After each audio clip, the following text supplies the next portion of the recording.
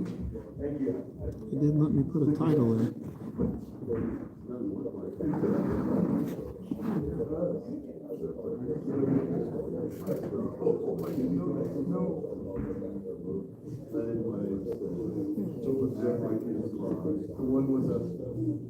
Yeah, normally what's a title on the thing?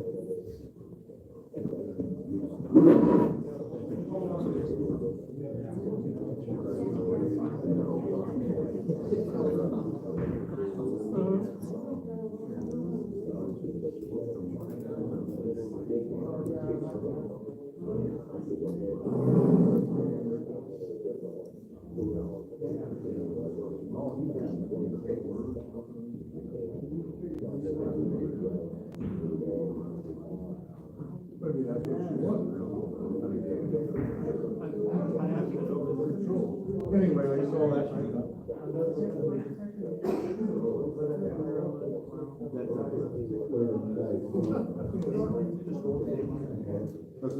No, I was just doing.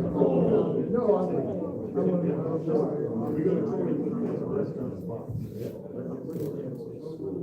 you gotta figure out somebody about the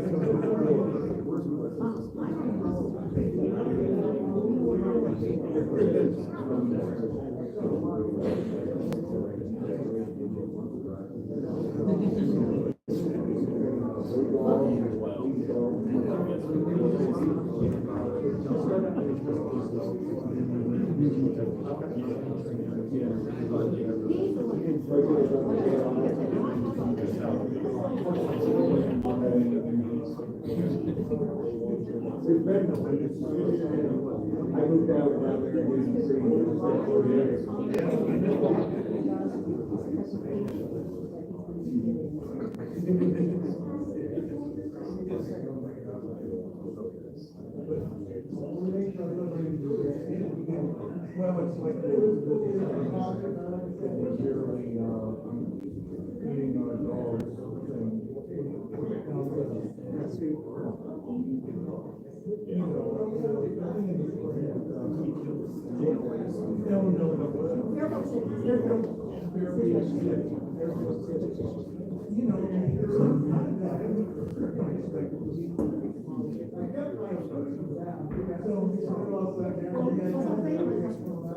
I'm going to go ahead and get things started here. I want to thank everybody for coming. My name is Gary Stoffer. I'm treasurer here at the Ashland County Wildlife Conservation League. And I do the grant writing that helps provide programs like this. This program is put on with cooperation of the Ohio Department of Natural Resources and their Conservation Club grant program. So that helps fund some of the costs for what you're receiving when you register here. I'd like to introduce Jeff Turner. Jeff's our instructor for today. This is his third year being here. We've really enjoyed having him here. He's very knowledgeable, can really help out people. One of the key things people have been here is, they've tried it, maybe haven't been successful. He covers a lot of information here.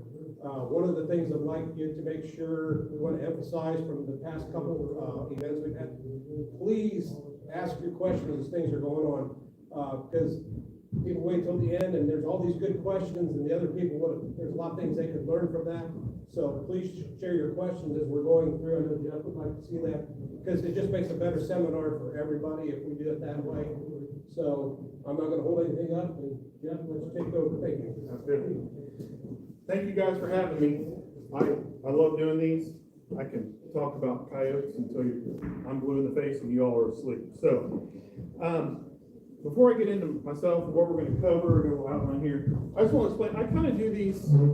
I do a lot of these, and I do them kind of informal. Like, what I really prefer, instead of me standing up here and explaining what I do and what works, what I'd really prefer is like a dialogue. What you guys are doing, more of a question and answer type thing works better. So I've got an outline I want to go through. It'll help keep me on track, because I can go down a rabbit hole and we'll be talking about ballistic coefficients of something that has nothing to do with coyotes. So I'll try to stay on track. But if you guys have a question as we go, just throw your hand up. We'll cover it and we'll come back. Because I had a pin that I was going to mark off as we go. You'll find I'm pretty unorganized. Oh, thank you. I tell my wife, if somebody followed me around while I was coyote hunting, everything I lose, they probably have enough gear to just start hunting. Based on every week, we're hunting last night, and we got back to the house and it started to rain, and I was worried about the call being in the back of the buggy, and it was at the last stand. We left that call out in the middle of the field. So, my name's Jeff Turner. I have been doing this for about 10 or 12 years. I got into this kind of a different way than most. I'm not what I call a hunter by trade. I'm a dog trainer and a canine cop. So I got into this through my background of law enforcement. I'm semi-retired. I'm currently a captain with Union City Police Department, which is a city that's right on the state line. Half of Union City is in Indiana, half of it's in Ohio. I serve as the administrative captain with 27 years on the job. I also own Canine Solution Center, which is the largest dog training facility in Southwest Ohio. When I started doing this, I got a call from a friend who had a turkey farm, and he said, "The coyotes are getting into my turkeys, can you come out here and kill them?" At the sheriff's office, I had a position that involved some long-range shooting, and thought, man, how hard can it be about shooting coyotes that are pulling the turkeys through the fence every night? A buddy of mine and I went out there, and long story short, for 4 months, we never killed a coyote. I'm out there with a 220 Swift bolt action, a red light, and I'm thinking, what am I doing wrong? So then I started getting mad. And I thought, I'm not going to be defeated by these stinking coyotes. So I had a little bit of a sense of personality, or if I get my teeth into something, I got to go full bore. That carried over to my dog training experience. So all coyotes are, basically, in general purposes, it's a wild dog. So my niche really is coyote behavior. Calling them, tricking them to come to me. I am not a shooting expert. I am not a ballistics expert. I don't even know how to reload. I shoot all factory ammo. I am very well versed in how to make a coyote move, how to make it come to me.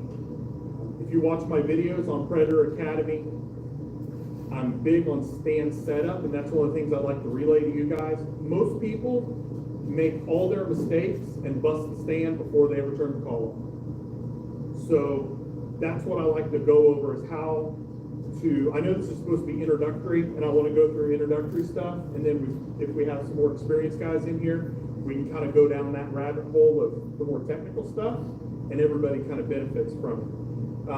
But that's my niche, is kind of how to move that coyote to where I want it to be. And a lot of that's done through stand setup. In their videos, a lot of times you hear me say, this is going to be a good stand. The coyotes are going to come up this fence line, and they're going to pull over, and they're going to be right here.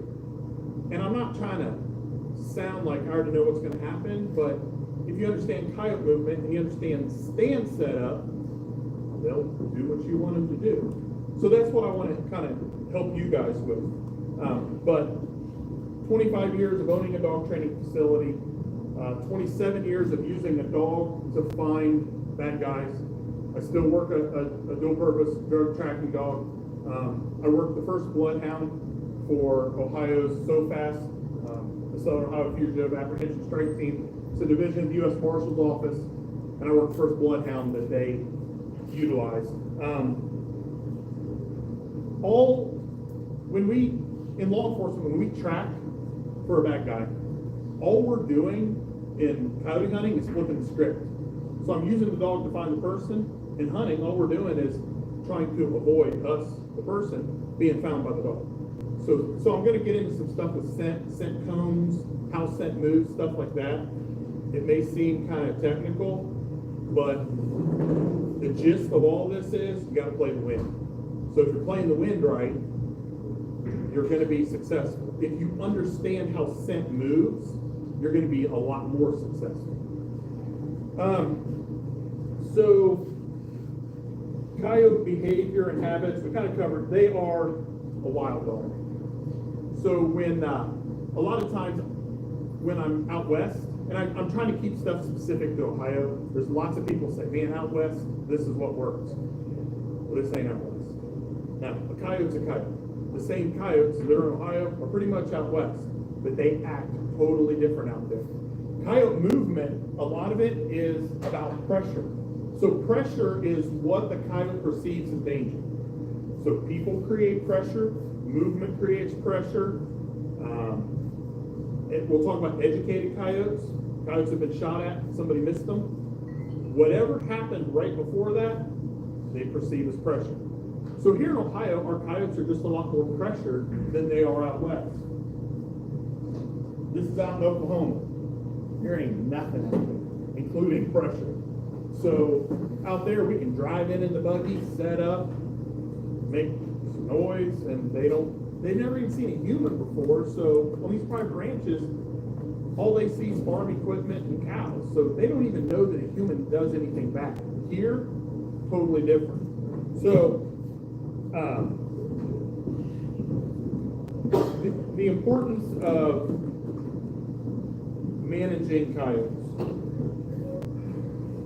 Let me back up a little bit. So I put coyote hunters into three categories. There is tournament hunters that some guys I know, very good. They only hunt tournaments. They save their ground for a tournament. They go in. In a tournament, everything is about time. You have to cover as many stands. It's very analytical. You have to cover as many stands as quick as you can with the highest probability of stands that are going to produce, and you have to shorten your travel time in between. So in tournaments, what we would do is we would stack all of our stands as close together as possible. If we had one stand that we knew was going to produce, but it's a 15-minute drive each way, we wouldn't even go there. Because now we're wasting 30 minutes of drive time for one stand. So tournaments are all about time. And from a predator management standpoint, tournaments burn up your ground. You go in, you call hard, you call aggressive, you call fast, and you shoot what comes in. And unfortunately, you probably educated the rest of them, and you pull out, you gotta get to the next stand. The next classification hunter is what most of us are, the hobby hunter. You wanna go out and shoot coyotes, it helps your deer population, it helps your turkey population. You know, we all know what damage, I'm not even gonna get into why coyotes are bad. They're a needed part of the ecosystem. However, the numbers, when the population gets out of control, we start to see a swing in that natural balance. And that's what we're trying to do, is we're trying to stack the odds, especially around the cattle farms and stuff. We're just trying to bring that pendulum back to where it's supposed to be. It's my opinion that another 5 to 10 years, we could have the same problem with coyotes that they're having down south with pigs. If you want to hear what they can do to a farm, talk to somebody in Georgia, Mississippi, Arkansas, any of those southern states where the pigs are going into the peanut farms, and they'll do $5,000, $7,000 damage a night. And these pigs are just a pig can have up to, I think, 22 little ones. I mean, they're just reproducing faster than anybody can wipe them out. And when you go to pig hunt, a lot of times you're just pushing them to your neighbor. Like, it's a mess. So I'm all for new people getting into this. It's one of the fastest growing divisions of the hunting sport, and the more people, the better. And the whole idea with Predator Academy and doing these is to speed up the learning curve. So the hobby hunters or the sport type people are probably the most important and the biggest majority. The third category is what I call the necessity hunter. A lot of these are either people like me that have a nuisance permit that do it for hire, that have contracts to go in and pull the coyotes out, or the biggest one is like out west and Midwest ranchers. When I go out west, every rancher has a 243 or a 22-250 bolt gun in his pickup truck everywhere he goes, and every time he goes out to feed, he goes out to do counts, whether calving, whatever, he's got that rifle in his truck and he shoots every coyote he sees. And that's a very effective method, because these ranchers don't even own a call. They're not educating the coyotes. They're literally sniping them. And some of these ranchers will shoot 4 or 5 a day, 7 days a week that they're out there. Those numbers add up, and that puts a dent in the population. So we've got the tournament hunters, we've got the sport guys, and then we've got what I call the ranchers or the necessity hunters that are doing it. So all three of those brought together is what helps the numbers. Firearms and ammunition.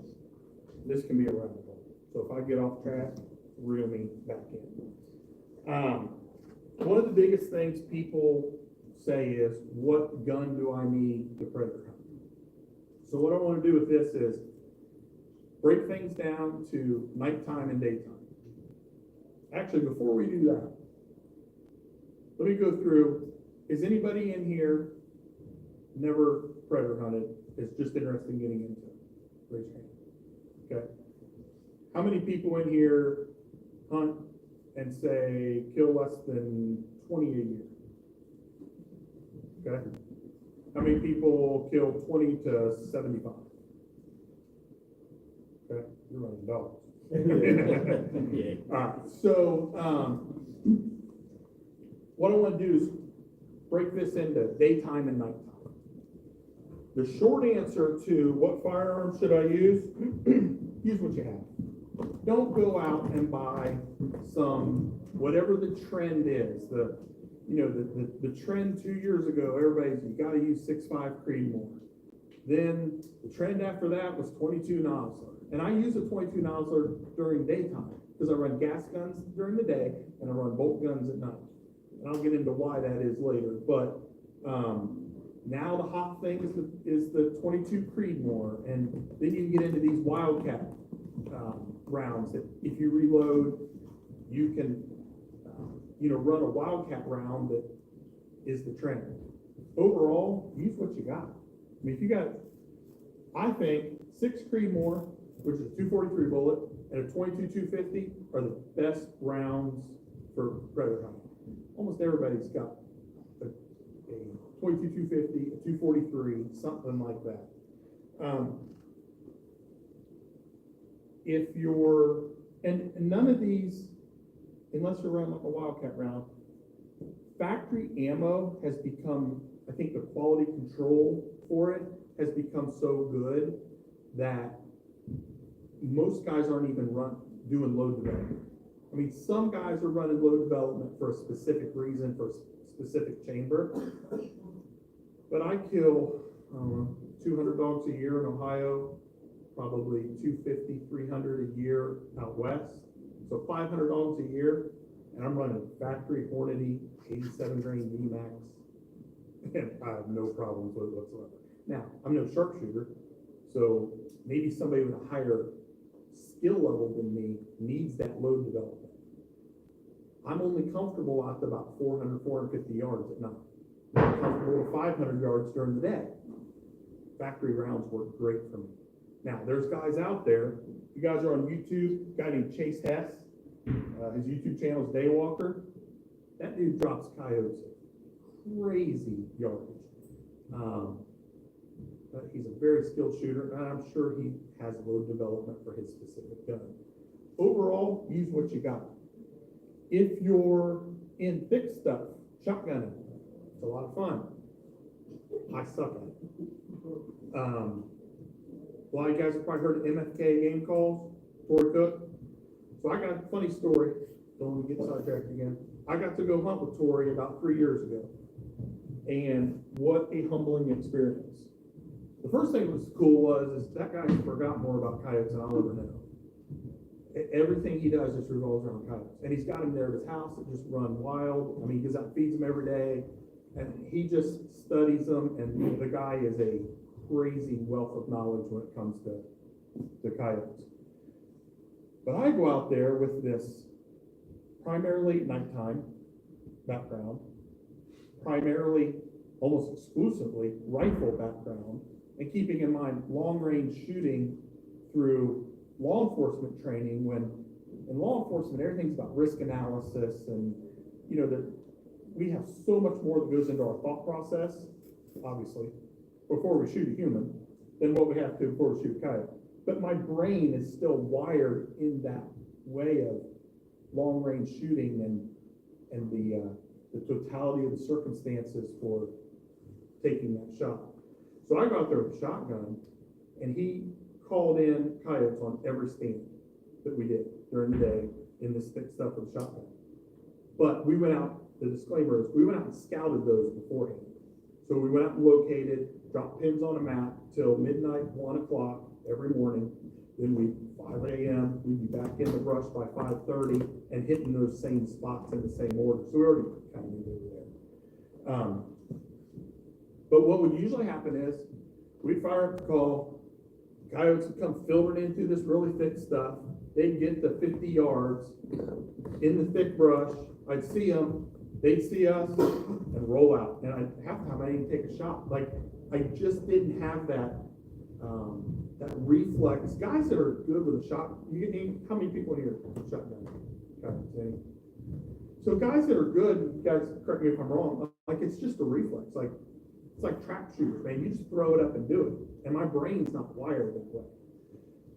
I was also using Apex TSS rounds, tungsten rounds, that I was not familiar with.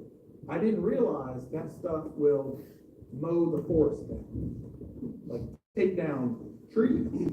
So I kept waiting for the coyotes to be in this clearing, not realizing these tungsten rounds will go through honeysuckle an inch, inch and a half in diameter and just mow it down. So finally on one stand, Tori filmed it, and there's an episode. If you go on MFK Game Calls, type in a search for every stand produces, and it's the episode he did with me in. It's kind of embarrassing at the beginning, but I get to hang up by the end. But one of the stands comes in, there's a coyote like 65 yards in a creek bed, and he says, drop it. And I'm thinking, man, there's all this bread. So I thought, you know what, I'm gonna show you that this is like, there's no way. I threw the gun up, shot it, and it just rolled the coyote. And then all the leaves and twigs started falling, and is raining down on us. And I was just amazed. So, for shotgunning, man, if you can afford tungsten rounds, now those TSS Apex 2x4s are $11 a piece. So, they get to be a little expensive coyotes. But the stuff will, for cover, will mow anything down. The way I load my shotgun is, I put an Apex TSS round in, I put a Hornady coyote load in behind it.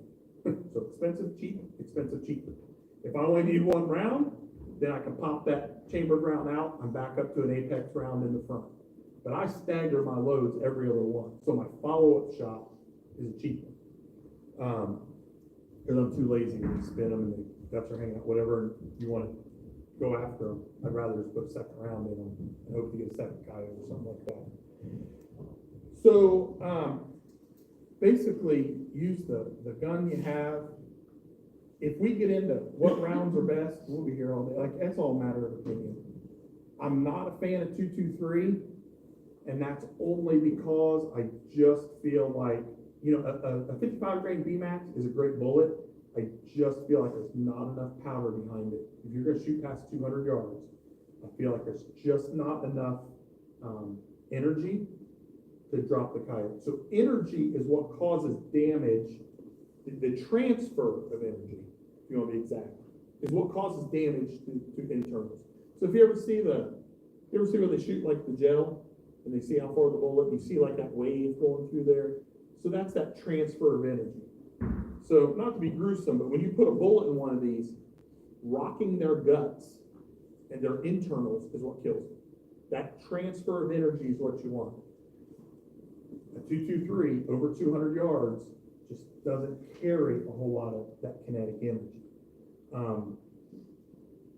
I prefer running something 6mm, 243, something bigger that carries that. Now, I run my guns with a 200, 230 yard zero. I use what they call point blank.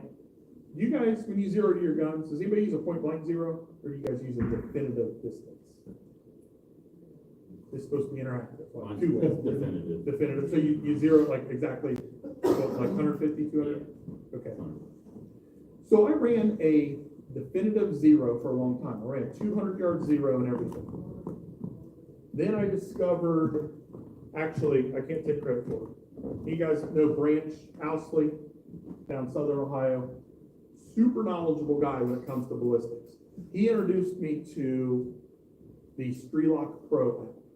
And what it does is it develops, you put in your load, you put in your barrel length, your twist, your scope offset, you put all this data in, and then it'll give you a point blank zero. So for instance, these are both 6 Creedmoors. They shoot at about 3750, 3,750 feet per second. So you chrono your gun, you need to know your feet per second, or you can just put in what's on the box. It's going to get you close. It will give you your near zero. So think about when you're shooting, think about a paper towel roll, right? And you want to shoot inside a 2-inch box. So you have a 2-inch circle. So when that bullet leaves your gun, it's going straight. Your scope is offset going down, right? So at a certain point, you're going to be 2 inches high. At a certain point, you're going to be dead zero. At a certain point, you're going to be 2 inches low. So, and you can put in whatever size box you want in that app. I run a 2-inch box. So on these guns, I have a exact zero of 230 yards. I have a point blank of 53 yards, and my second point blank at 290 something. So basically 300. So what all that equates out to is anything under 300 yards is no hold. I just put the reticle on, and I'm going to be within 2 inches high or 2 inches low. With a definitive zero, like when I ran 200 yard zero, it's, well, this one, 6 inches a drop at 300, 16 inches a drop at 400. So now if I'm calculating 6 inches of drop at 300, now I'm only 2 inches low at 300. And for me, it just works better because I'm the least creative person you'll ever meet. I can't draw a stick figure. You know, they say everybody's either creative or analytical. I'm very analytical. I am not creative at all. So I overthink everything when I'm out here hunting. I'm trying to range everything. I use the rangefinder too much. I'm trying to make that shot absolutely perfect, or I should just be happy when I'm hitting it. So I use that point blank zero, and it made things much more simple. So Strelock Pro app, I think you can get it on Apple and Android. I know you can get it on Android. It'll give you a point blank zero. The other thing about zeroing your gun at 200 yards versus 53 yards is you have a lot less variables. So if I put my gun in a lead sled and I strap it down and I've got it tight, I can dial those 3 shots into where they're touching each other, sub MOA at 53 yards. Now, when I'm doing that at 200 yards, a little bit of wind drift, you've just got so many more variables that trying to really dial in tight at 200 yards is tough. For me, it is. But 53 yards, I can make a touch. Theoretically, if I'm dialed in at 53 yards, I'm good all the way up to 300. So, does anybody have any questions on firearms stuff before we go on? I kind of skipped a couple question sections. What are most of you guys running for rifles?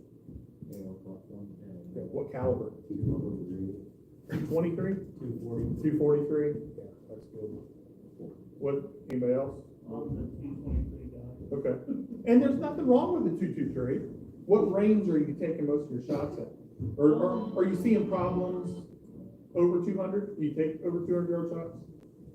The first one I shot was probably 2 weekends ago. It was over 200. It was probably 450 out there. I just made my own squeeze and basically watched it drop and like push itself away a little bit. Okay, good.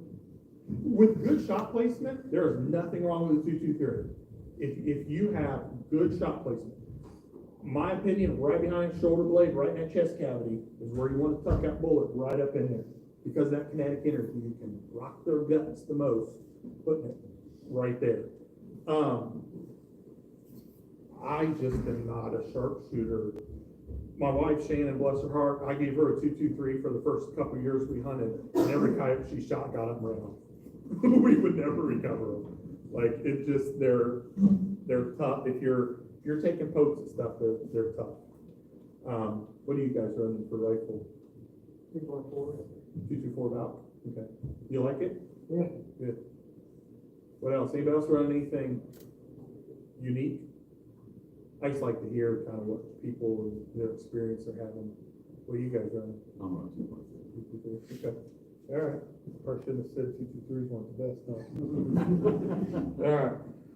That is not my brown truck outside. All right. Optics, scopes, so all the other equipment.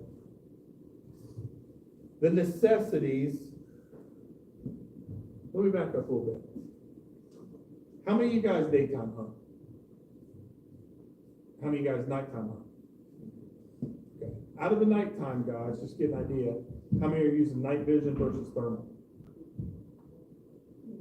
You I guys use thermal scanner to see if there's a Yep, out. and then switch night But vision? I like my night vision scope because with it I'm comfortable with identifying. ID, yep. That's a good combo. Thermals I haven't got comfortable identifying.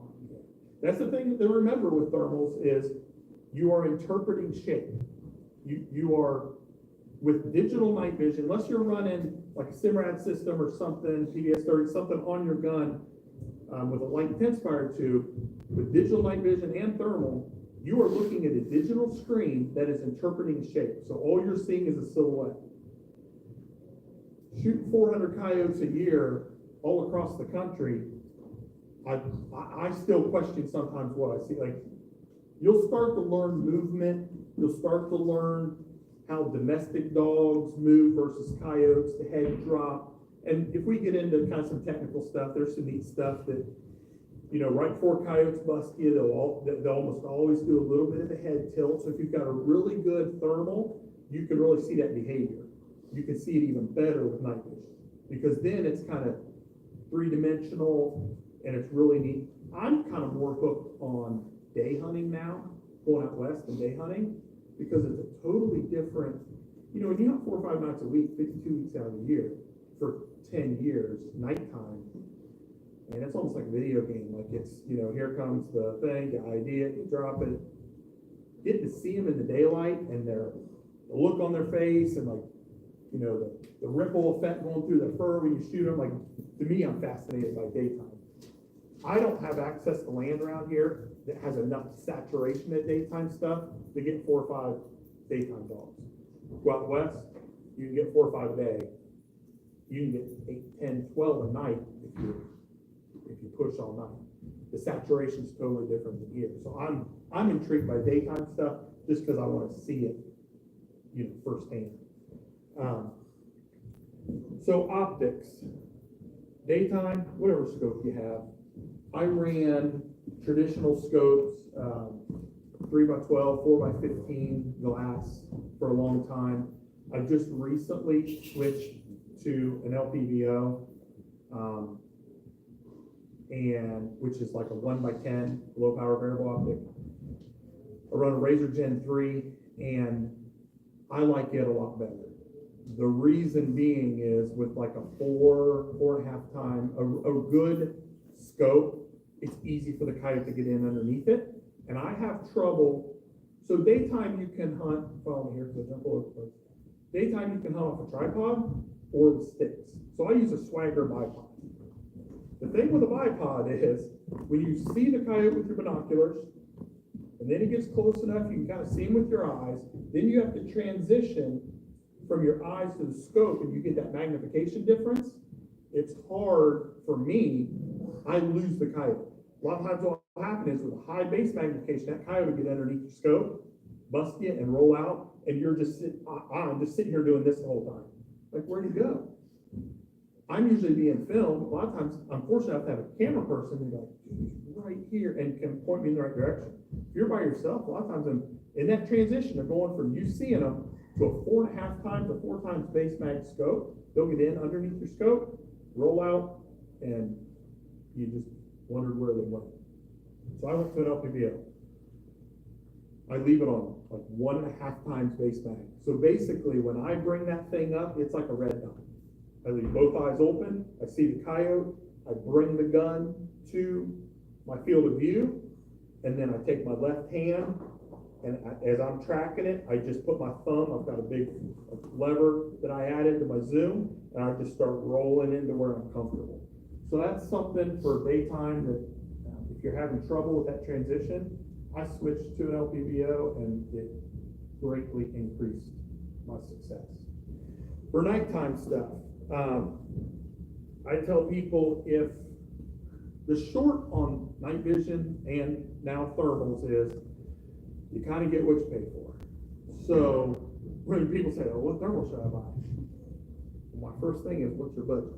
Because there's really good thermals for $3,000 and there's really good thermals for $10,000, $9,500. So it just depends on your budget. I try to steer people the most for your money within your budget.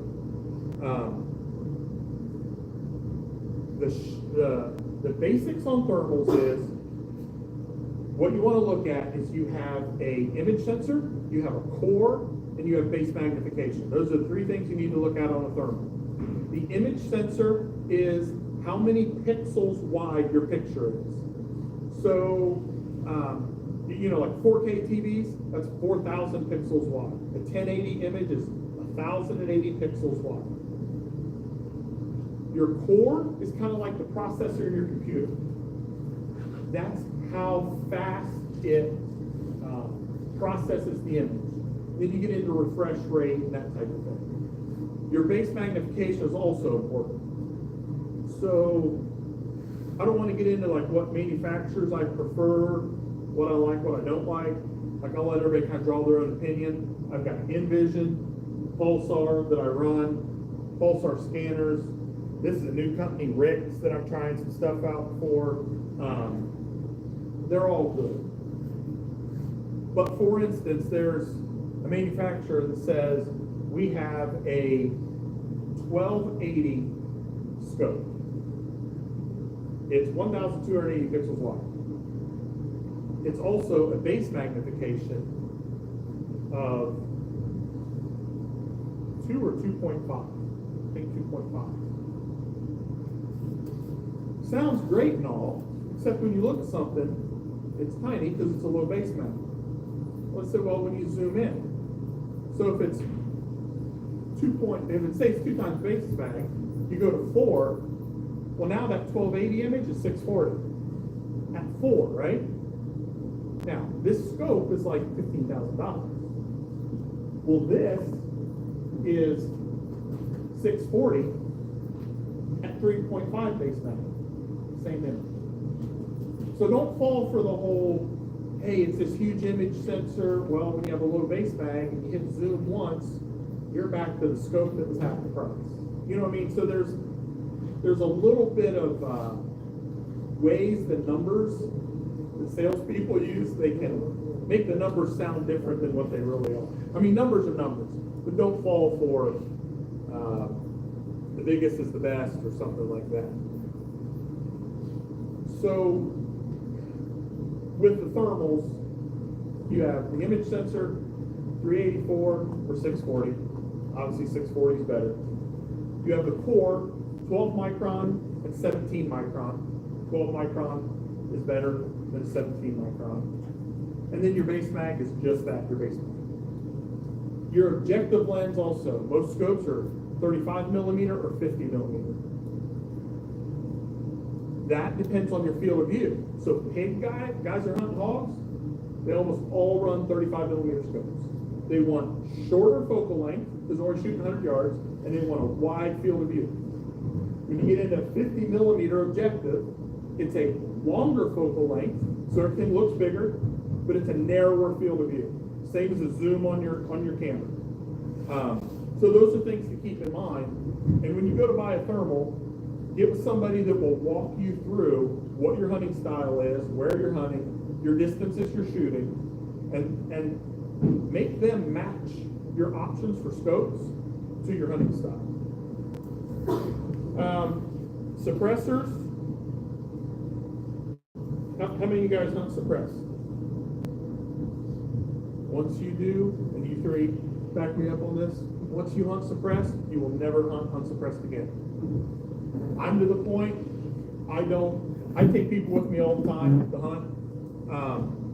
I don't hunt with anybody unsuppressed, and I don't shoot anything unsuppressed on any of my ground. I tell all my landowners, if you hear somebody shooting out there unsuppressed than I did, it's not me. It makes a huge difference. It makes a difference in educating your coyotes. I wish I had the one from last night. We went out last night, got a triple, and called one in close, shot him. The one next to him kind of startled, because you hear that bullet thump, trotted off a little ways, and just looked at him like, why are you laying down? Boom, shot him. Then third one comes in, after I'd shot twice. As soon as I shoot, I hit pump distress, and to stop any other runners. And here comes the third one, just bebopping in like nothing happened. Like your odds and your numbers you can stack up a coyote's suppress is huge. So if you can go suppress, go that route. Yes, sir. Are you shooting subsonic or Supersonic. The only thing I shoot subsonic is 300 blackout. You can run like a 200 grain, 300 blackout subsonic. The problem I ran into a subsonic is, man, with 300 blackout, 200 grain bullet, it's like throwing football. I mean, it craps out at 100 yards. At 150 yards, it has 14 inches of drop. So out west, where you're allowed to shoot out of a vehicle, it's a good truck gun. You can pop up, drop one close. Ohio, can't work. That's fine. Can't shoot out of a vehicle. Don't try it. He'll take your stuff. So to me, it's just not a real practical round to be using around here. It's a 75-yard round, subsonic. Now, you drop down to like 125 grain VMAX, 300 rounds, you can push that out to 150 rounds, or I'm sorry, 150 yards, but then you kind of lose the advantage of the whole subsonic and that type of thing. 300 blackout round really is a pig round. not as much a coyote round. But with the suppressors, man, if you can get your hands on one, the whole process now has gone to e-file. So it used to be when you do a Form 4, you fill out your paperwork for your suppressor, they take your picture, they do your fingerprints, you have to go through an FBI background check for your prints, and then they send it back to ATF. The whole holdup with this whole process is the FBI checking your prints. It's not ATF. Matter of fact, ATF has to issue your tax stamp within so many days of getting the results back. So the whole holdup in the whole process is the FBI checking fingerprints. Now, with be done through APHIS electronically, that process is sped up quite a bit. There was a point that process was 14 months. Now it's down, last I heard, it's down to about 5 months. And that can vary too. I saw online somebody got one back in like 6 weeks. Kind of depends on where your paper falls in the stack. But if you can unsuppress, it's definitely the way to go. These QD mounts also, you don't have to have a suppressor for every gun. Buy a 30 caliber suppressor, and then these have a QD mount. That was going to break it to threads because I never take it off. These covers we run because you'll get thermal mirage. You'll see the heat coming off your suppressor through it. So you hear those clicks, that's just 2 turns. And then you can put this on any gun. Okay, so when you're carrying this, just be sure to carry your tax stamp with you. That's kind of your license to have this. Some people wrap their tax stamp inside their suppressor cover. It's a bad idea. Order paper, just wrap it through the second layer. I just keep a copy of mine with me. But these, if they start to come loose, anything like that, like a direct thread, it can affect the harmonics of the barrel. The cool thing about these QDs, you just put them on, it's like a torque wrench, it hits a certain spot and stops. And it'll be the same every time. When you throw a suppressor on, it will affect your zero a little bit. It adds some back pressure, so it'll affect your feet per second slightly. But if you can do suppressors, that's the way to go. A tripod. Probably the second most important thing if you're going to be night hunting. Day hunting, you've got shooting sticks, you've got a bipod. Spider makes nice bipods that kind of mount into the gun. There's a lot of guys that are hunting off of a tripod during the day. So at night, we stand behind the tripod, it's dark, we don't care, we're not trying to conceal ourselves. During the day, we're trying to keep a profile usually under 36 inches. So we're usually in a turkey chair, we're trying to blend in a little bit, and we want to be low to the ground. These tripods, you can shorten the legs all the way down. This is a 2-section tripod, that's a 3-section. You can shorten the legs all the way down, and then just pull the tripod over you on the turkey chair, if you're sitting on the ground on a pad, whatever, and it's easier. There's pros and cons to both. I'm using a bipod for daytime now, but you have to kind of hop the gun as the coyote's moving. With a tripod, you can pivot.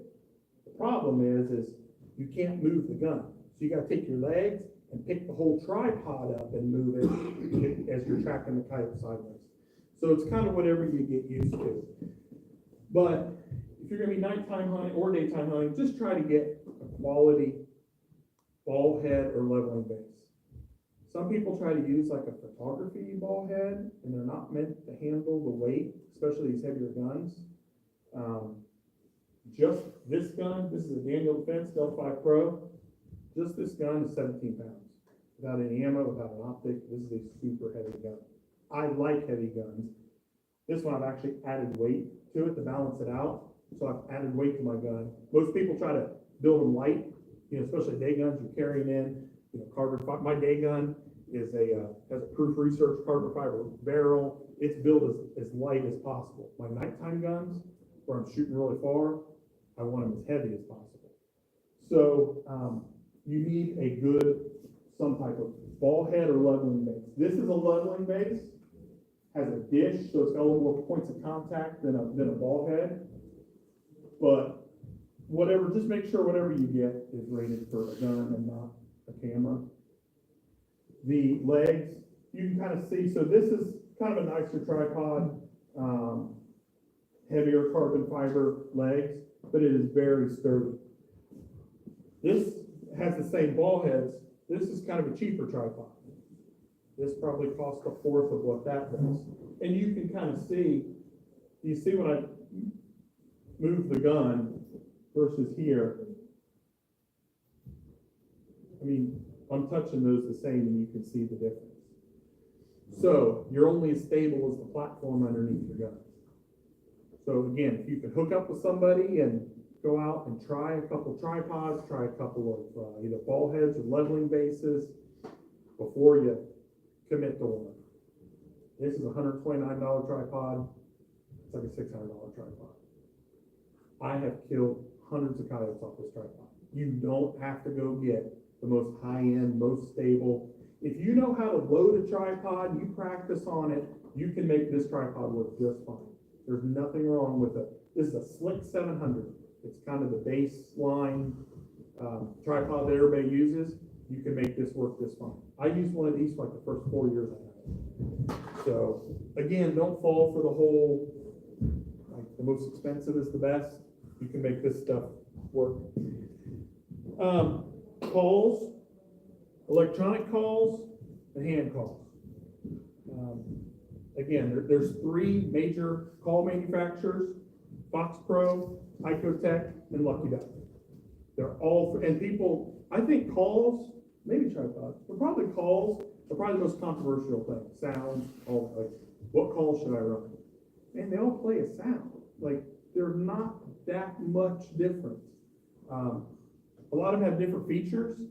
I own all three of them. I'll tell you firsthand, I use a Fox Pro the most, mostly because I'm used to the remote. Not that it's the best, not that it throws out some kind of magic sound, but I wear a turkey vest when I call, and I have like the pouch right here that I put the call in, and most of the time I don't even have to take the call out to use it, because the screen lights up. That's the last thing I want, like this light projecting against me in the dark. So I use the Fox Pro mostly because I can work all those buttons. I don't think I've Fox Pro removed here. I can work all those buttons without looking at it. The second most used, got a bunch of open on the desktop. The second call I use the most is the Lucky Duck. Again, a lot of features. I'm not used to this remote as much, but it does have some cool features I like. Rick Pele has some custom sounds that work on this that are really good. So I really like this. And then Icotech, they make a great call too. They got some cool features. They're the only call that, like, you can't, what's called clip the sound. So like on Fox Pro, when I hit mute or stop, and it stops it, like right now. And it can sound pretty unnatural if you stop right in the middle of the howl. The Icotechs, they got a little thing, I don't know how they do it, but it tapers on and tapers off. So you can't clip your sound. JD Pyatt, friend of mine, he came up here and did the first seminar I did with me, works for Icotech. He's developed some sounds, and man, they, from what I hear, they are fine. So all three of them will work just fine. It's really your preference, and what I find is what you start with is probably what you'll stick to throughout your life, because everybody gets used to whatever the remote is. Clothing and camouflage. Daytime, you guys are all hunters, you know how to camo out during the day. The only thing I'll say about daytime is remember, dogs are colorblind. They only see in shades of gray. So I think what's more important is profile. So when you go put the call out somewhere, add some pictures. When you go put the call out and your partner's set up out there, look back and see if they're skyline during the day, if they're blending in. The profile is what's more important, and then movement during day. It's the same way when you're day hunting. At least what I do is I don't look for a coyote. I set up, and all I'm doing is scanning with my eyes, looking for movement. Anything that moves will get my attention. Coyotes are the same way. you'll see when they come out of their tree line, they'll come out from cover or fence row, and you'll see them looking. That's what they're doing to us. They're just looking for movement. They're not looking, is there a fat guy, a bald guy out there? Look, all they want to see is if there's movement or not. So, same thing with them.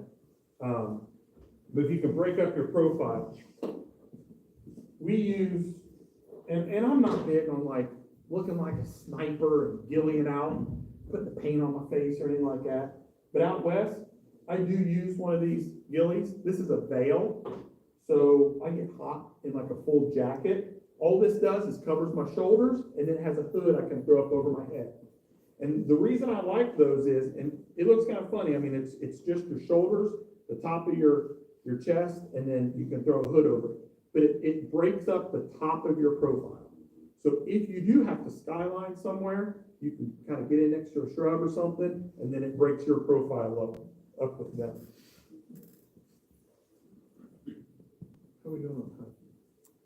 You're at an hour. You guys need a break since we're an hour in? You good? Okay. You gotta tell me, because I could talk all day and it'll like get dark out, it'll be 9 o'clock, and I will know this. So, but yeah, for calls, decoys, I don't use a decoy. For daytime, it can be nice. A lot of these calls have a decoy, you know, a little rabbit, piece of fur, feather, something on there. Some of the old school hunters that I've gone out with will say, take a turkey feather and clip it to a branch. And especially if you're hunting cats, bobcat, if you're in a state that you can take a bobcat, the little feather moving, they say it works really good. I don't use decoys. I pretty much try to shoot them long before they ever get to the call. But the theory with it is remember, just like I said, they come out of the tree line, they're looking for movement. If you can attract their attention away from you to that decoy, that's what they're going to focus on. You just want them to focus on something other than you.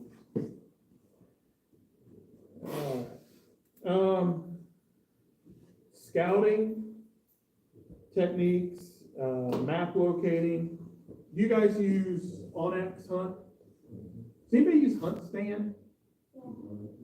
You guys use Hunt Stand? Do you like it? Because I can't figure it out very well. I like Onyx.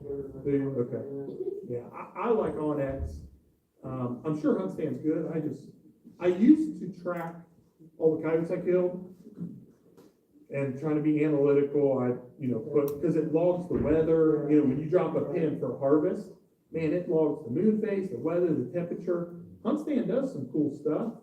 I just think I wasn't smart enough to use it. Right. As far as for the scouting part, like property, all I ain't tried it, but HuntWise is supposed to do that stuff too. that. Yeah, that's what I've heard. I've played with HuntWise, but I use Onyx. As far as scouting, now they're the old school scouting way of, coyotes are gonna be near water, they're gonna be near cover. The big thing I find, because I kind of specialize in hunting around livestock, where there's cows, there's coyotes. But with scouting, I do almost all my scouting on Onyx. I'll scout my spots in Kansas from my house in Tip City, and I spent hours just looking at those mapping. Because I can see my roads to come in, I can see my access points, there's a topographical part, so I'm big on elevation. I always want to be just a little higher than what I'm shooting at, so I can see better and everything. For nighttime, if I'm hunting a wide open field, how I choose where to set up for the most part is the highest point. Because inevitably, if you're not, that coyote's going to use the topography that he knows a lot better than we do, especially in the dark. He's going to use that topography for cover. So I want the highest point so I can scan 360 degrees. There's no way he can use cover to come in. You can study all that on Onyx first. There's other apps that are good. I just don't know how to use them. But don't underestimate what Onyx will give you. I have a tablet that has cellular service, and I'll put it right on the dash of my buggy. And when I'm driving around, I already know my next spot. I know my spot's coming in, everything, my way's coming in. It tells me the wind real time on it. You can drop pins on there that will give you the specific wind at that location. It just has a bunch of stuff. Not to mention, you don't accidentally stumble on somebody else's property. Property lines are clearly marked. I found that they don't update the quickest. They go through like the county auditor's office, so I don't know how they talk to that, but it is not always the most up to date. I found some stuff to be like a year and a half out of date, so just kind of keep that in mind. Understanding their terrain and habitat, where there's water, especially if you're summer. You guys hunt year round, or you guys mostly like the fur season, cold weather type? Year round, yeah, me too. I hunt, so a lot of guys will say, man, I like that, I call it the fur season, December to March. I don't like the cold, so I probably hunt the least during that time. But man, June, July, August, I'll hunt every night. Now, crops come up, so in the summer, where we're at here, I've only got pastures and hay fields for the most part. Like, you gotta be pretty creative. If you're a shotgunner, you've got all kinds of spots, the drainage ways and fields and stuff are great for a shotgun. For nighttime or daytime rifle, you're pretty much stuck with the hay fields and pastures. Hay fields, get with your farmers that bale and ask them to call you the day before they cut.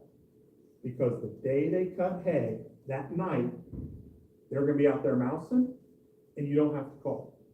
You just sit out there, and if there's coyotes there, they're gonna be out there picking up all the dead mice, rabbits, snakes, everything that got cut when they cut the hay, everything got killed.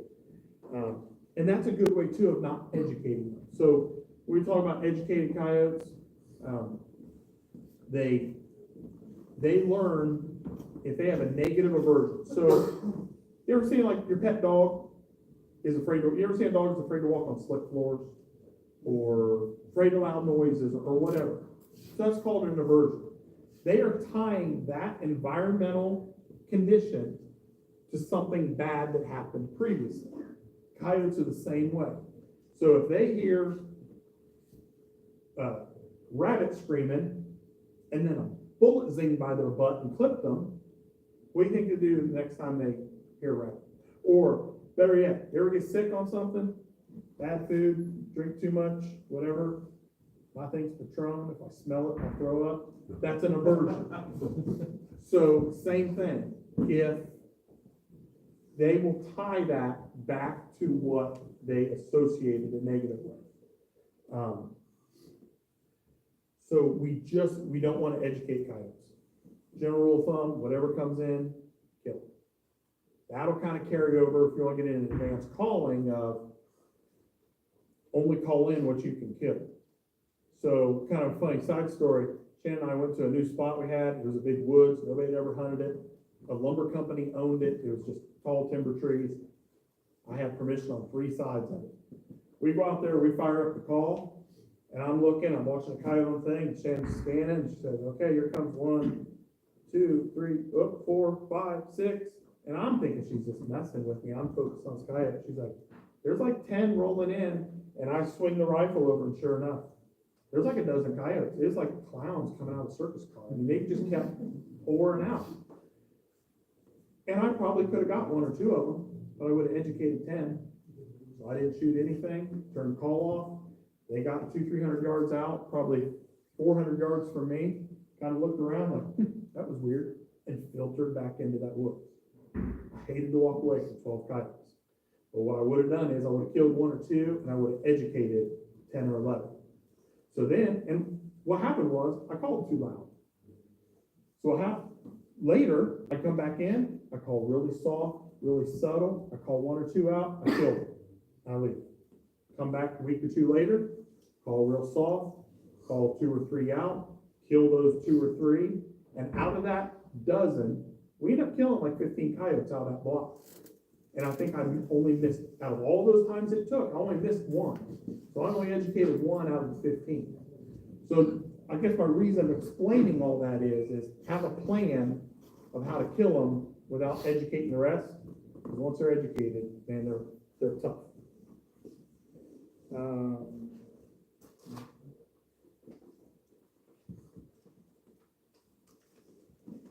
Calling techniques, types of calls. we kind of went over hand calls and e-calls.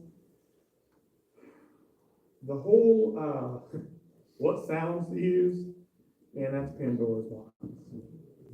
So the easiest way to kind of explain for getting into this is when you play a sequence of sounds. Well, first of all, I generally sit a stand for, my rule of thumb is I sit a stand for 15 minutes. If nothing comes, I'm gone. If I see coyotes or hear coyotes, I can't get them to commit, I'll stay for 30 minutes. Then regardless, I'm gone. The reason is I hunt so much that I'm hitting my same spots over and over. There's times I'm hitting the same spot every 2-3 weeks. So I don't have a problem walking away from a coyote because I know I'll be back there in a few weeks. That's the reason I don't want to educate them too much. But what I tell people is tell a story. So make it sound realistic. So generally what I'll do is, and it varies throughout the year. Like right now it's breeding season.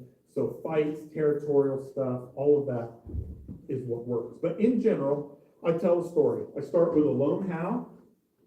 I go to a pair howl. I then run food. And then I always end on a fight. So what I said is, I'm here. There's just one of me. I'm not threatening, usually a female lone howl.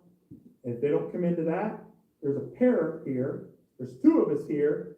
That might trip some territorial instinct. Then I'm here killing your food in your backyard. I'm eating in your kitchen. You better come. And if not, I'm here fighting with the people in your territory. So you've got residential coyotes and transit coyotes. What we're really doing is moving in on the residential coyote, and we're trying to act like the transit coyote that's coming in on your turf. So it's kind of the motivating factors. The three motivating factors is food, fight, the 3 F's. Food, fight, and we'll say friendship. So those 3 F's are the reason every coyote's going to move. You have to trip one of those 3 motivating factors. Get them to move for one of those 3 things, then you're just manipulating by the call volume. Hopefully your stand set up, everything's right. You're just motivating them into where you want them. How long are you waiting before howling begins? I mean, you throw out that female lone howl. Yep, that's a Are good you question. answering right away with another howl? I know you say you're there for 15 minutes. I don't answer myself. Some people do and have really good luck with it. Yeah. Some people will play an e-call and then answer with a diaphragm. Yeah. I kind of suck with these. So I'm trying. I drive around when I'm by myself. I drive around and I howl at intersections and everything. Poor Shannon. I don't do it at home anymore, but I drive around, and in the summer, if you have windows down, you'll hear me howling at red lights.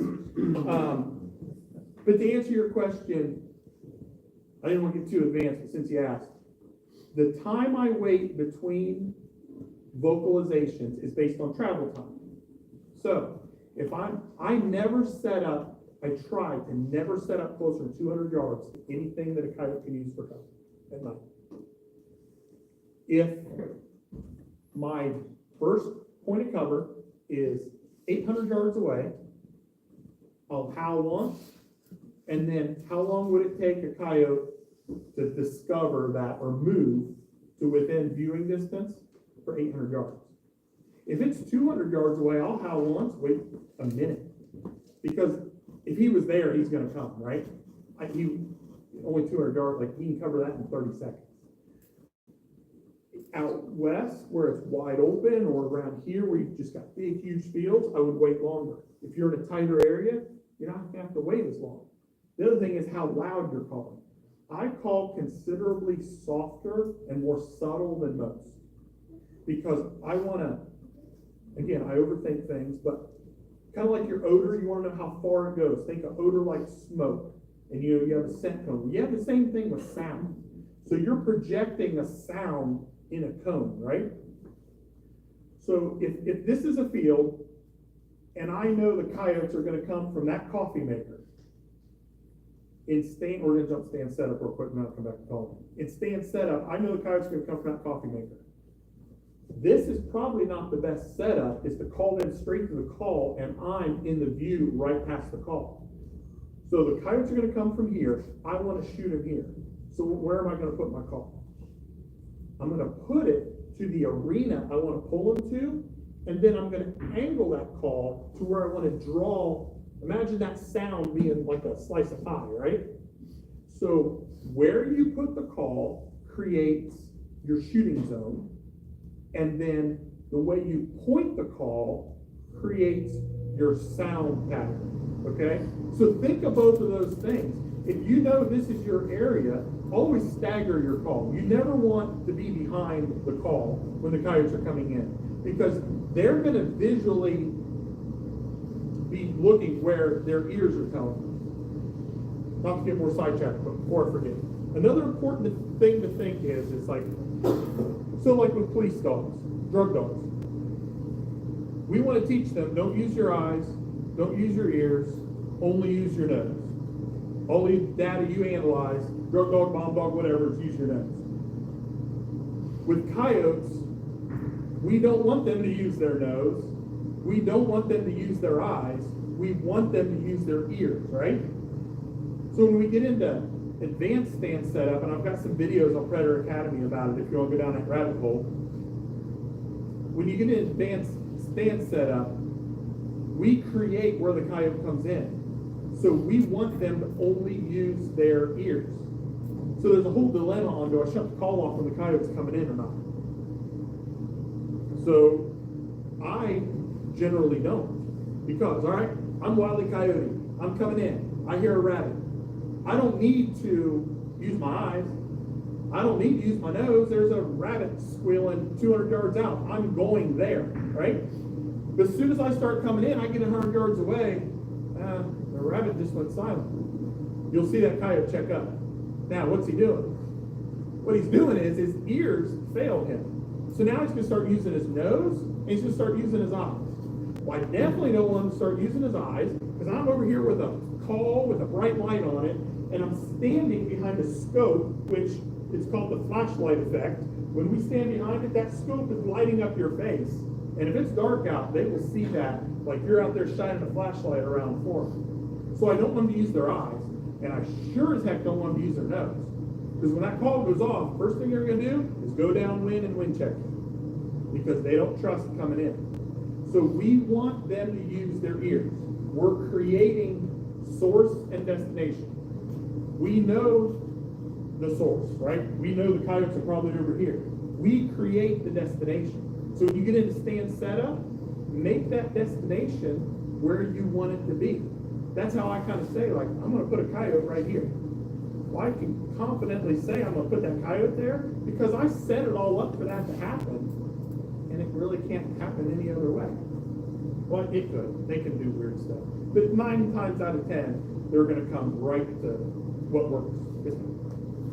And it helps, I think, watching this conversation a lot of times. Can we tell sex by sound? Yeah, they're male and female howls. They do that. Yeah. But I'm not, that brings up a good question. I'm not sure if they really care.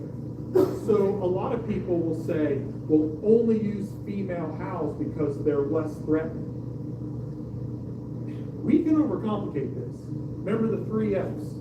That's all they care about. So if somebody's in their backyard, they're probably going to come whether it's male or female. I don't think they care. But yes, they can tell. So coyotes are monogamous. They pair up for life unless one is killed off, right? So you're not gonna break up that marriage by a howl. That makes sense. Now, a female lone howl may bring in a solo male, but again, I think part of it, we kind of overthink it. A howl is kind of a howl. So they do know the difference, but I have found, I've played with male, female howls, and they both work fine. I'll run a male howl just as often as I'll run a female howl right now during the breeding season. Because a lot of times the females will come in ahead of the males. So, in some of my, where I was tracking it on hunt stand, and I was, putting the weight and the sex and all that, more times than not, the female comes in ahead of the male. from my research. I have no idea. Did I answer your question though? Like Yeah, the it just pausing? depends on- yeah, on Yeah, how far away how from far you away, are. yeah, and spacing it apart and stuff like that, yeah. We kind of covered stance setup, day walk. Some guys day walk. I mean, that's literally where you're just walking through and kind of, what you're, in a coyote-rich area, what you're hoping to do is walk up in on them before they see you. I've tried it a couple times out west, and all I do is bump the coyotes out.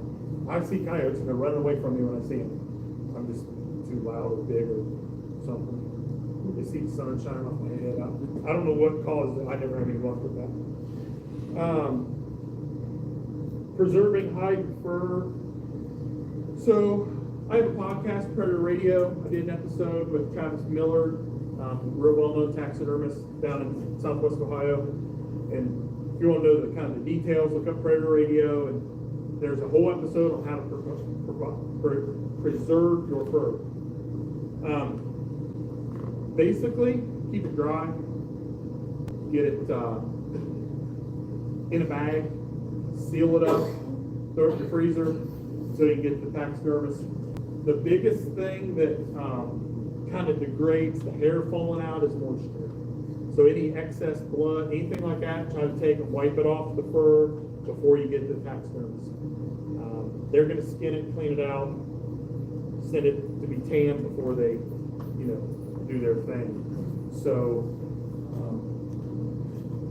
I thought this went without saying, but I had a guy about a year ago call me in the middle of the night and say, man, how much do I have to dress out this coyote? Like, I got up in there and pulled his, I don't know if he's planning on eating it or what. I was like, man, no, just leave the thing together, put him in a bag and take him to, I got the same guy I did that podcast with. Then I had to call and apologize because I referred this guy to him. So I called Travis and said, man, I'm sorry, this guy brought you gutted, cleaned out like it was a deer. So, no need to dress them out, just throw them in a bag and take them to taxidermist. But moisture is what breaks them down the most.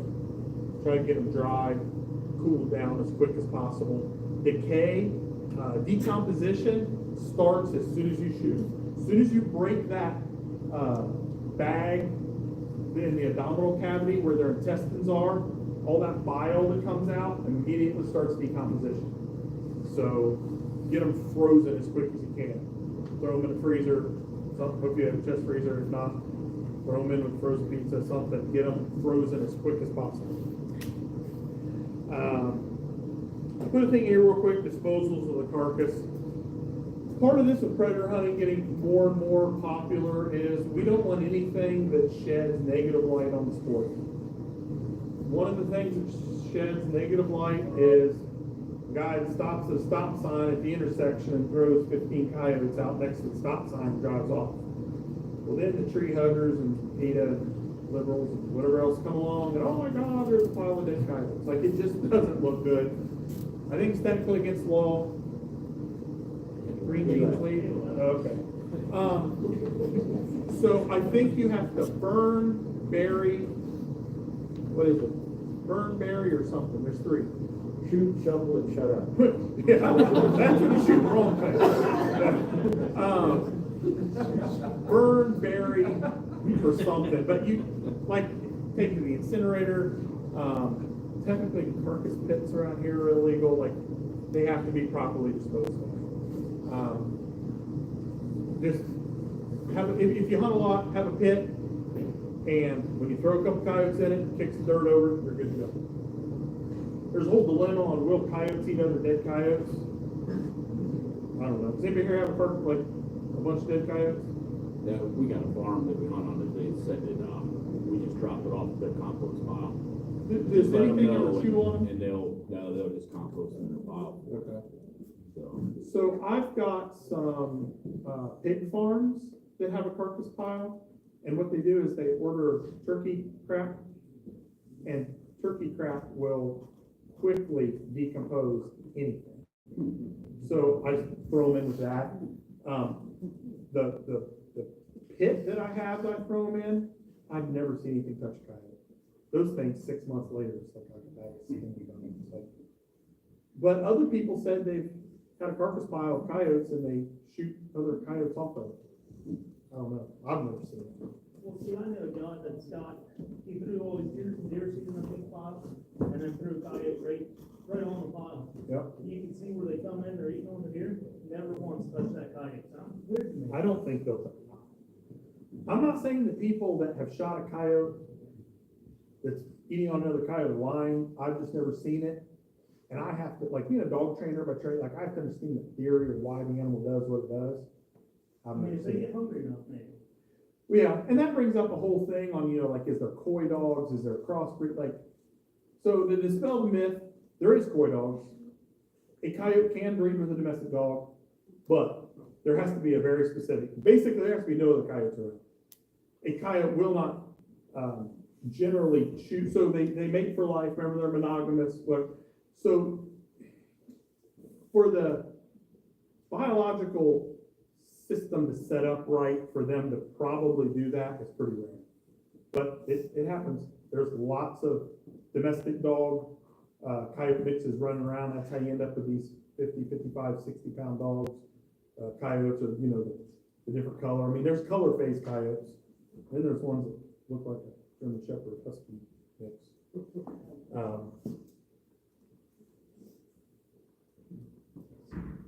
Wind and weather considerations. Obviously, we want to play the wind. Day hunting, I'm a big proponent of the wind in my face, sun to my back is a perfect setup for daytime. You want the wind to your face for obvious reasons. Sun to your back, it's just easier for you to see them and harder for them to see you if there's movement.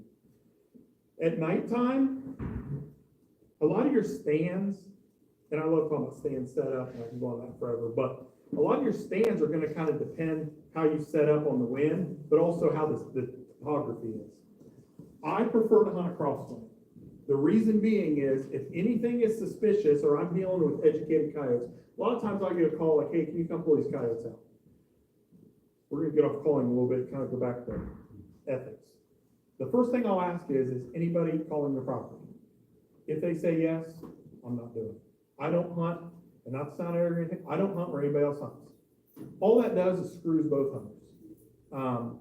It screws the guy that's been hunting there, because you're the new guy coming in, and then it screws you because you don't know what sounds he's playing, you don't know how he's calling, and what you're gonna do is you're just gonna hurt each other's how effective you are. So I don't call where anybody else calls. Hopefully nobody's calling the field right next to you, but it happens. But I prefer a crosswind because they're gonna come downwind, and I wanna see that downwind side, is why I prefer a crosswind. If you're just getting started, like, the best thing is the wind to your face. If you feel more comfortable kind of moving things around, start playing with a crosswind and get set up to where you can see that downwind side. There's something to keep in mind, more important than setting it up that way, is you can kind of look at the topography and tell which way the coyotes are gonna come in. Like, if there's a fence row and there's pressure, they're gonna use that fence row as long as they can. They're not gonna walk down the middle of a cut hayfield when 40 yards over there's a fence row with a little bit of cover. You can bet they're gonna come right up the edge of that fence row. Also, elevation, drainage swales, they always want the low points. So if you're hunting a field that has, you know, the farmers will leave the grass, you know, where the water is gonna drain, so then the road, watch, I guarantee, they're gonna come in those low points. They're not gonna come down the ridge. They may cross a ridge because of the sound. Remember the whole how you're setting it up? They may cross the ridge, come down, pop up, come down. But if they're coming in the same direction as grade, they're never gonna run across the top of that. They're always gonna run down below. If you're calling the crosswind, you're out here, you're expecting them to be in the woods in front of you, you got a crosswind. Are you setting your call? Upwind. Upwind. Yep, because they're gonna come downwind, right? So they may come in from upwind to the call, but just by instinct, they're gonna, I call it J hook. They're gonna come in like to the side and then kind of hook in, right? So I'm kind of lazy. I don't put the call out that far. Some of these ambitious guys, man, they'll put the call out 100 yards. I put the call out 30 or 40 yards. but I'll put it upwind, because they're only gonna hook in probably 40, 50 yards downwind. I mean, they're not gonna expel extra energy either, right? So in that stand setup, if I know they're coming from straight ahead, I'm gonna put that call 50, 40 yards upwind, and I'm gonna can it 45 degrees this way. And what that's gonna do is that's gonna put that slice of pie right in front of me. They're gonna come in, and then they're gonna start to hook towards the call, and their attention, remember we're talking about their eyes and ears and nose, as they're coming in, they're gonna start to work that source, because that sound, it's the same as odor. It's really wide, far out, and as you get closer, it's getting real narrow. So they're able to pinpoint the source of that sound the closer they get, and as they come in, then you're kind of funneling down their attention, or their focus on it. So, I don't know how we got from disposal purpose to that. The rabbit hole.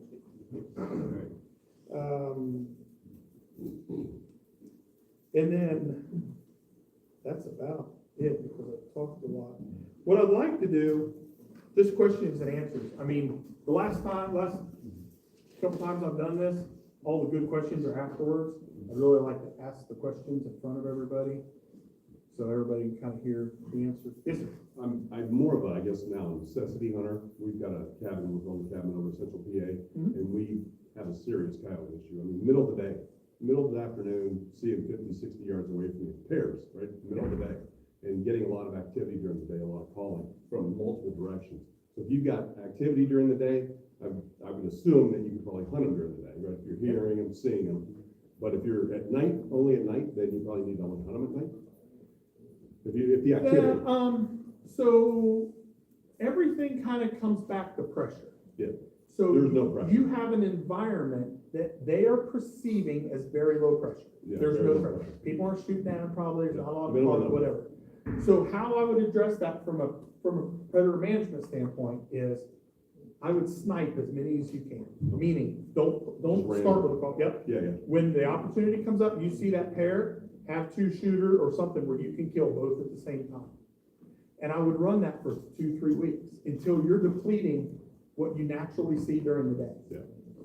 Then do that same thing if you have the ability to night hunt, do the same thing at night.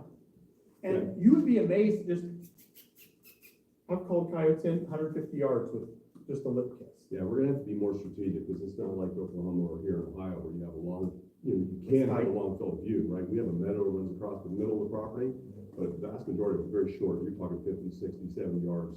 That's a long distance sight of view.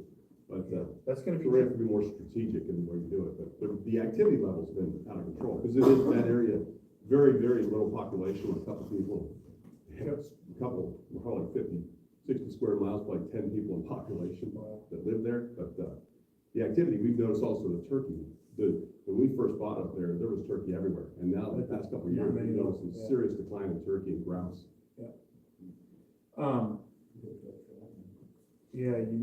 What I would do is shoot as many as you can, and then call in somebody, I know nothing about trapping, but call in somebody, He's a good trapper. He's looking into that. Yeah. You don't have any livestock there? No. Another thing, I don't know if I should say it. If you can create a reason for them to come to a specific spot, Yeah, we have a spring, which does draw us. or say when you shoot a deer and you put the guts out or something, you create a spot. You know, it's kind of like setting up your stand. If there's an area to shoot, you can do some things to create a spot to attract them there, and that kind of will stack your odds for sniping them as well. But the last thing I would do, once you deplete those initial numbers, is start calling super soft. You'd be amazed how little of a sound. I mean, if you're out at night, you realize how quiet it is. Yeah. You'd be amazed how little of a sound will attract. On a Foxborough call, it goes 0 to 40. I've killed many coyotes on a 2 or 4 from 100 yards, 150 yards, especially if the wind's pushing the sound. Like you can blow them out. Like a lot of guys will come out and howl right off the bat, and if you've got a good thermal, you just watch the coyotes run away. Like that's not natural. so, yeah. Yes, sir. So why do you run a gas gun in the daytime and run a bolt gun in the nighttime? What's the So reason for I'm that? primarily a nighttime hunter. I only day hunt out west. I just prefer a bolt gun for the most part for long range shots. I didn't know if it was like a noise difference or what. No, no, the gas gun's a little bit Um, louder, but not where the coyote is. So if you want to do something interesting, when you're zeroing your gun, you're shooting around somebody you trust, stand down range at a safe distance and listen to what the coyote hears at 200 yards. So like when I used to run a 200-yard zero, I'd have my target, I'd stand back 50 yards, my buddy take a shot, I'd go up, take a picture of the phone, send it to him, he'd make his adjustments. You don't hear that gun going off. All you hear is that bullet ripping through the air. It's like a whoosh. That's all you hear. And then when it hits the coyote, you guys who shoot suppressed know you hear that thump. It sounds like something hitting full of water. That solid thud, that's what the coyote hears.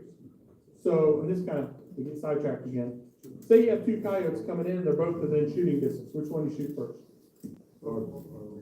Or shoot the furthest one first. Because that coyote, the first one's gonna hear the bullet and the thump. I'd rather that thump spook him towards me than away from me. So always shoot the second one first, the first one second. The first one's gonna, and don't mag dump on the second one. Every time, the first one if you're shooting suppressed, you guys that are shooting unsuppressed, you're just blowing lots of sound over it. But for suppressed, shoot the second one, the first one is gonna get spooked, he's gonna run. Give him, and don't try to stop him right away. Give him 10, 12 seconds, okay?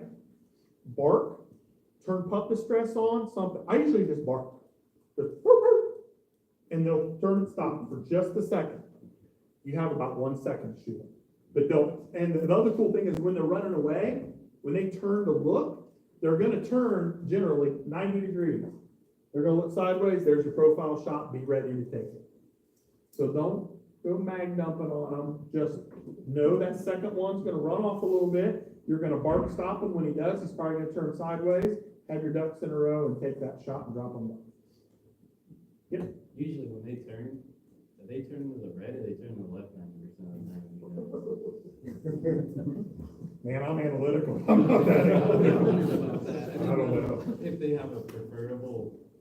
Yeah, what I do is just wait for the opportunity. So I keep the reticle right above them, okay? So as they're running away, I keep the reticle on the top of their back. I never lock my leveling base or ball head when I shoot, okay? That's just for when I'm gonna pick the gun up and carry it, right? So it's always loose. I keep the reticle right on top. Then when they get ready to turn, I load my tripod just a little bit. So when I'm on my gun, I'm set like this, right? And I shoot kind of high and in my chest. So all I do is take this hand and load my tripod a little bit. And what that'll do is on soft ground, that brings your reticle right down. And then I just adjust right, whichever way they move is the way I go. You can keep your reticle on as soon as you load your tripod when you're making an adjustment. But you'll learn when you load your tripod, or just put a little bit of weight in it and kind of create that shooting brace.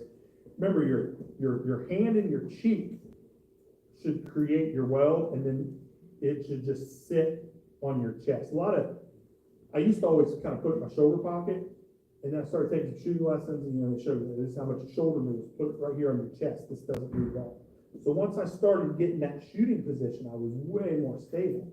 So then I could just learn to just load that tripod a little bit, drop that reticle right down, and then whichever way they turn, it was just a minor adjustment to that side. Yes, sir. I know you mentioned you hunt all year, but are there, specific times of year that are definitely a lot better? We're getting ready, we're going to mating season, and I'm also like, on trail cams and stuff, I'm just seeing like, I got a lot more rabbits on my property now, and it seems like I'm starting to see more coyotes now, there's more rabbits. Yeah, I don't know, it kind of comes and goes. I think the summer is kind of the roughest time, like so during the breeding season, they pair up, and then when the female gets ready to whelp, she goes into kind of denning mode, and then that female stays in that den until the pups are ready to leave. So the male has to provide food for himself, her, and all the pups. So during mating season, they're territorial. They like to move. During denning season, it's kind of catch-22. Theoretically, you have half the amount of coyotes, right? All the females are denned up, so you only have males. But those males have to feed 4 or 5 times the amount of food.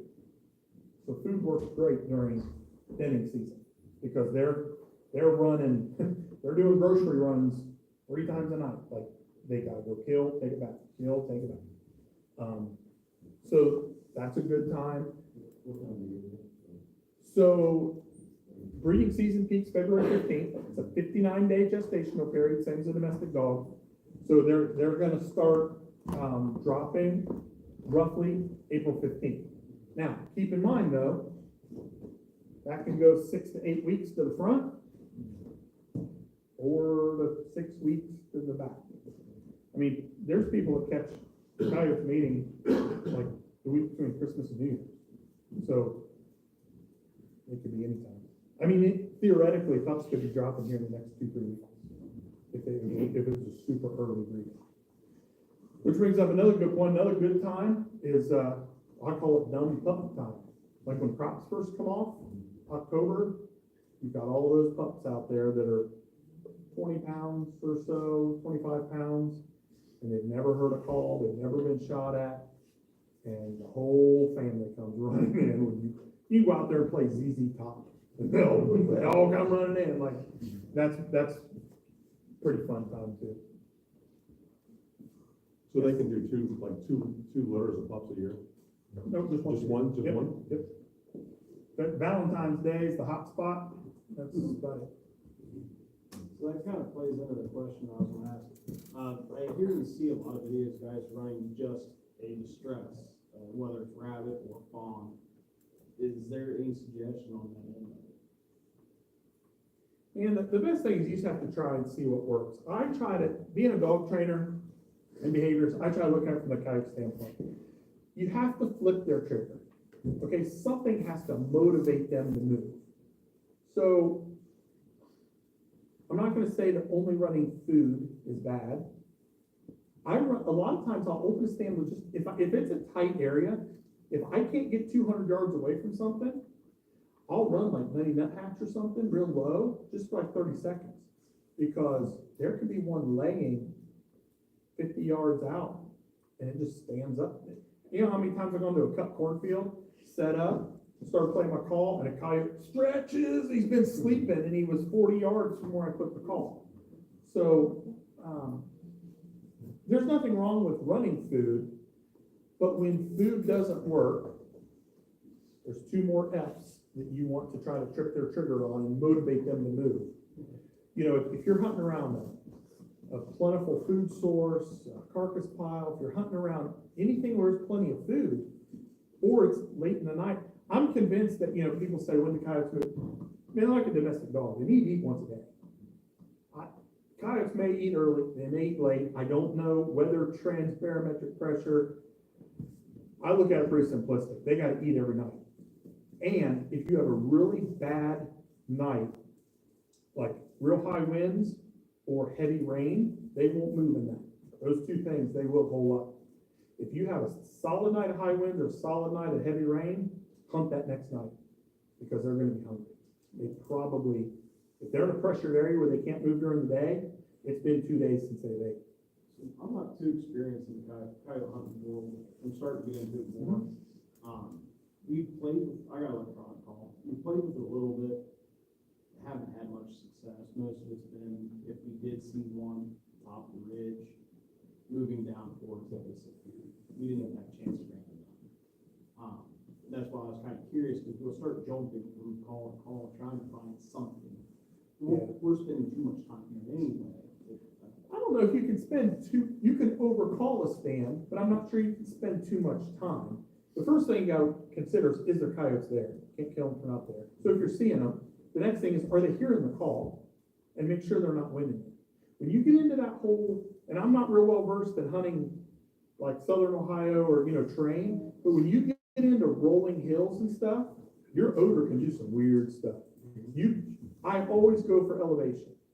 So, like out west, when I hunt the canyons, I'll sit on the edge of the canyon. My odor is rolling down that canyon, and then it's moving down the canyon. And the longer you're there, think of odor like smoke. So a cigarette only produces so much smoke, right? But if I have a tray full of burning paper, it's gonna produce more smoke. More source, the same as 3 people hunting produce 3 times the amount of odor as 1 person hunting, right? 3 times the amount of smoke. So when you get into that rolling hills, one, the wind is doing some weird stuff. And if you want to really kind of track it, get some talc powder and just kind of puff, especially daytime, puff before you get out and see what the air is doing. But the same as the long range shooting, man, there could be 3 different wind changes that your bullet goes through. And when you get into those rolling hills, your odor can go downwind and then catch a valley and come back in right where you're trying to call a coyote and you don't even realize it. So what I'm taking from it, stick to the story, try to tell Yes. the story about it. Yeah, tell a plausible story. I'm here, there's 2 of us here, I'm eating your food, and then I'm beating up your friends. And one of those is gonna hopefully trick or treat. So do that within about the first 15 minutes, give or take, a little bit. Yep. I mean, it never hurts to spread stuff out longer. Part of it too is like, how long do you want to sit out there? Like, I'm trying to stack up numbers of coyotes every night. So I need to hit 6, 8, 10 spots a night every night to get those numbers, right? If you have limited ground or you're not trying to do that, there's no harm in sitting there for an hour. And I think the more you spread those sounds out, the little more plausible they are. Because, you go to one house. So when you're out there and there's no coyotes howling, all of a sudden one house, then 2 houses, then the rabbit starts screaming. Come on, how real is that? That's not real natural. We're all outdoor people. You know how you can kind of tell when nature kind of settles in and normal versus something came through and just disrupted everything? When you pulled in your truck, shut your doors, walked out there, you disrupted everything. So I used to sit and wait. I used to wait 5 minutes before I'd play my first sound. Now I've kind of gotten in the whole keep moving and time, but if you can wait 5 minutes before writing your first sound, that's going to help. The more time you put between your sounds, that's going to help as well. Okay, so another question on that. On most calls, they got multiple different sounds, crows, fawns, whatever. If you make a food suppress the wrong sound, let it play or stop it immediately? Probably stop. Well, I mean, what do you mean wrong sound? So you play Like if it's just a totally unnatural. for a bobcat, for around here bobcat. So sounds mostly play in like a cycle. Like when you learn your sounds, you'll learn when there's going to be every sound has a pause before it recycles. So when you like download a clip, it'll say it's 12 seconds. It's good sequential sounds. Some of the MFK stuff is a 30, 40 second sound. So that means you got to play it for 40 seconds before it repeats itself. I like longer sequential